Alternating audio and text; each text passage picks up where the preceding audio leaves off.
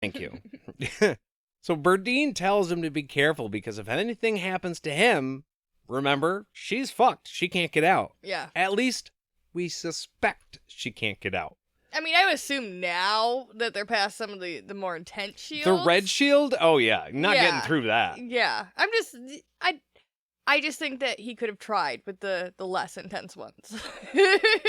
Probably should have. It's too late now. No, too late. We're in this thing, man.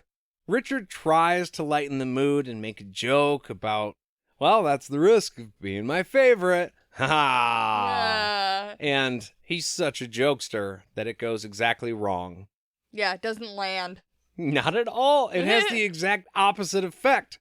Berdine gets super serious, and Richard is just confused. He's like, whoa, whoa, whoa. What the hell happened? What did I do? I was being funny, right? Yeah. It was funny. What's with the abrupt change? Shit, that was the wrong thing to say. She explains that she feels bad because she knows that he risked his life for her, and she's not really been being honest with him. The reason that she calls herself his favorite is that so he will not think she doesn't like him, or that she wouldn't be willing to, do stuff if you wanted. Yeah. Because he's the Lord Rawl. Yeah. Well, and, if I wasn't willing, then you'd probably make me willing. So let's just... Or, just make her a period. Yeah. Because that's what Dark and Rawl did. Right. So, and she's on this line to where she's like, I don't want this to happen. I'm going to honestly tell you that I don't want this to happen. And at the same time, I'll do whatever the Lord Rawl tells me to do, but I don't want it to happen. Yeah. I'll obey, but I don't like it. But I will. But I won't. But I mainly tell... But I will. She's comfortable telling him this because she doesn't think he really wants to. Right. Anyways. Or will. Doubt very much that she would be able to say something like this to Dark and Rawl. No, of course not. You know what I mean? Absolutely not. Well, we will find out in a little while what happens yeah. when you do. Richard correctly assumes that Berdine is actually in love with someone and asks her who it is. Oh, give me the tea! Telling her, look, you don't have to say if you don't want to, but he's happy for her. To Richard's shock, Berdine admits that she is in love with, drumroll please, Raina. Aw. Yeah. And this, basically for the whole rest of the chapter, until maybe page before last, this is all gold here. Yeah. Yeah, it's pretty good stuff. That's why the notes were so long. Right, yeah. Well, we can go into depth. There hasn't been any other gay characters that we know of, other than, who are we talking about here? Darkin's not gay, but his boy was. Demon Nos. Nasty Nos. But he likes little boys, so that's not him being gay. That's him being, it's not really cool a pedophile, which is completely different. Yeah. But yeah, this is the first time in the book somebody's been like, I like chicks. It is what it is. Well, now not Darkin, I'm sorry. Now, Jagang has, male slaves that are scantily clad. So, I mean, you could assume that, but yes, this is the first confirmed one that we've met.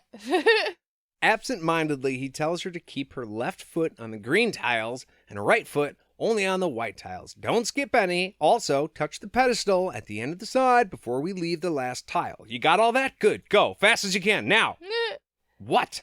Yeah, and he didn't even have to, he was listening to her intently. It's not like he wasn't listening to her before he said this. So, it's interesting just how it kind of popped out of his mouth, naturally. He didn't even think about it. He knew what to say. It's got to be so frustrating when you're like, yeah, so I'm a woman and I'm in love with this other woman and I haven't told anybody this before. And it's a really big emotional deal and I'm struggling and dealing with it. And he's just like, right on, white, green, left. Don't touch that thing. Then touch that thing. I'm sorry. What were you saying? Fuck off. Okay. I was just telling you something. Now, listen, I get where you're coming from, because that would be frustrating. On the other hand, if you're at work or doing something important and somebody comes to you while you're doing that and is like, letting out some heartfelt thing, and you're in the middle of something, like, you can't stop work so sometimes you have to, and it's not really trying to be heartless, it's just like, I gotta do the thing real quick, okay? And then, like, I want to give you my time. We could talk about this on lunch, and I would feel a lot better about it if I could give you my time. Yeah, if I could pay attention. Well, that depends how much I like you. I feel like that's true. Once you said work mode, I totally got it, though. I'd be like, yeah, hold that. Okay, yeah, that's neat. I'll be right back. Bye. Yeah. But that's work, and luckily we're not at work right now. We're in our lovely, cozy basement with our podcast and drinking beers. Beer. I like beers. Is it time for the beer break, Nate? It absolutely is. Oh, yay. And today is the tippity top, the culmination, some Climax? other... Yes, climax. I like that one. How'd you forget about that one? I never do. Of our Coopersville Brewing run of beers. This is the last one, guys. This one is called It Was All a Cream, which ties right into your climax. So, CREAM, though, stands for Coopersville Recreation, Education, Arts, and Music. Now, this is a cream ale. Clocks in at 4.5%, give or take. Very light. Now, look, the thing that's cool about this beer is that a portion of all the proceeds are given back to the town of Coopersville to support these public programs, to, like, help kids pay for music or arts lessons, further their education in, like, the, the tech center, different programs like that. And so I thought it was cool that Coopersville Brewing gives back locally to help other people in the town. You can drink and feel really good about it. Yeah. And it wasn't a bad beer. No, it was a great beer. You would think that maybe because that's the one, they're like, all right, well, this one's not going to sell that much, so then maybe we don't have to give that much, which is a shitty, cynical point of view, which I'm really good at. But no, this was a great beer. It does have remnants of like a cream soda. It's not quite as sweet because it's a beer. You're right, obviously. Very heavy on the carbonation, almost like a pop. Yeah. Which is what you want. Yeah. It was weird. It was like very similar to a cream soda minus the sweet, like you said. And it was super drinkable. Very. It was almost like Faygo cream. Yeah. We're from Michigan, so if you drink Faygo Pop, shout out. It's delicious. But yeah, that's what it reminded me of. And I can't wait to go back and get more. I think we should do that very soon. And I also think that right now, I'm going to grab another beer for myself. And we'll be back right after this.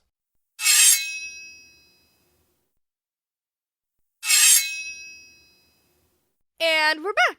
So once they make it through this weird little room that Richard had the perfect directions to in his brain, Berdine asks how the fuck he knew to do that. And he's like, I don't know. It must have just been like a shield or something, but I don't know. It seemed more like a puzzle to me, dude. Yeah, that was pretty involved to just be a shield. Yeah, I don't. It was a weird explanation that he gave. Like he could have just been like, I don't know, I felt it, but he was like, it was a shield. No, it wasn't. It was a you riddle. Don't know. Don't assert if you don't know. You spent the last 5 chapters telling everybody you don't know. Yeah, just say it's okay. Stick with that. Richard then asks some very dense questions about whether Berdine means she loves Raina like a family member, like he loves Ulick and Egan, and is just super confused about the concept of her loving a woman in that way. He tells her that she better not tell Raina because that would make her really weirded out. She's not going to like that. I love how he stammers while he's talking to her. And he's like, but you can't, like, what? How does it work? It's like, well, it just works, Richard. Yeah. Trust me, it works. Berdine is like, hey, Raina feels the same way about me. And Richard is just getting more and more uncomfortable with this conversation as it goes on. He's like, oh shit, this is like a legit, you're doing thing? What? What? You mean, you and her? You talked about it? Oh, fuck. And I came up? Oh, shit. He asks why she's telling him all of this, and she's like, because you've always been honest with us, so I feel like I need to be honest with you. Yeah, but I didn't mean this honest. Yeah. What are you doing? Come on, man. I thought people kept this shit secret. It's warm in here. When Dark and Rawl found out about the two of them, he would force her into his bed. So she was scared originally that Richard would do the same if he found out, which is why she pretended to like him to try and prevent that, so he wouldn't suspect that she liked girls in general or Raina specifically.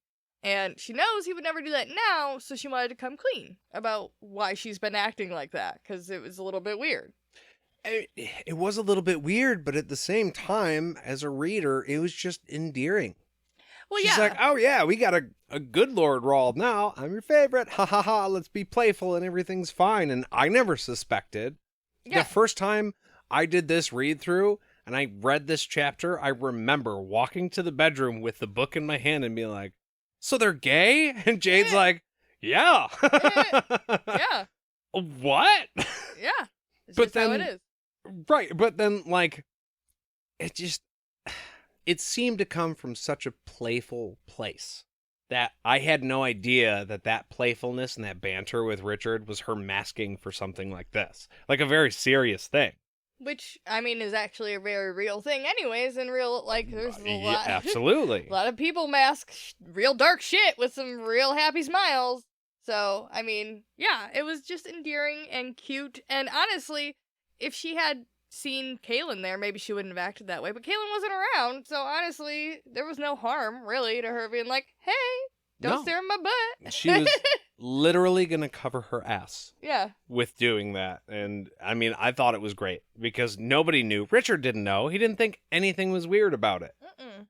Richard asks if Darkin made her this way by making her a Mord Sith and making her hate men. Berdine makes it very fucking clear that she's always felt this way about girls since she was young, and she doesn't hate men. Like, this is a normal thing for her. It's not like it was a trauma response for Berdine. Something terrible didn't happen. She's not broken. Yeah. It's just the way she is. Yeah, and I appreciated the way that Terry didn't make it about her trauma. She was just born that way. It's not like, because that would have been a really, like, disgusting, maybe not disgusting, but a weird thing if he would have tried to do that. Be like, yeah, I hate men and they scare me, so I love women now. Because, not that that's not a thing that happens, but for his only gay character to have been gay because of it would have been a little bit like, okay. It takes away from the theme, I think. You know, for her being assertive and saying, no, I don't hate guys. Nothing, well, we do know something bad happened to her, but it wasn't Dark and Rawl making her a Mord Sith that turned her into a lesbian. She just was a lesbian. Yeah. It's just the way she is. And it's just what she likes. And that's the way it is. It's like, you don't choose. It's just, in the very simplest terms, it is who you are. Yeah. Period. And that's all it had to be. And I thought that was fantastic. Yes. Because a lot of TV, other books, they make this whole being gay thing like an awful, traumatic, dense experience. Fuck. If you are not finished watching Black Sails, the TV show, stop listening for like 10 seconds. Captain Flint, the main character was gay, and we didn't know until the very last season where they finally showed him like kissing the man that he loved. But that was born through trauma. And like he became fucking Captain Flint. Yeah. To hide the fact that he was gay, and none of it was necessary. Yeah. But that's, the comparison between trauma and no, it's just who I am, and it's fine. Yeah. And I just appreciated that from Terry, because he has a lot of different views about different things, and I agree with some things. I don't agree with everything, but I agree with how he presented this 100%. I think it was handled very well. Yes. Richard says he doesn't hate her for this, but couldn't she just, not be like that? It just isn't right. Weren't you listening, Richard? This is where, you can see Goodkind is making a point with, I have a lesbian character, and that's fine. Richard doesn't get it, though. Yeah. He doesn't really approve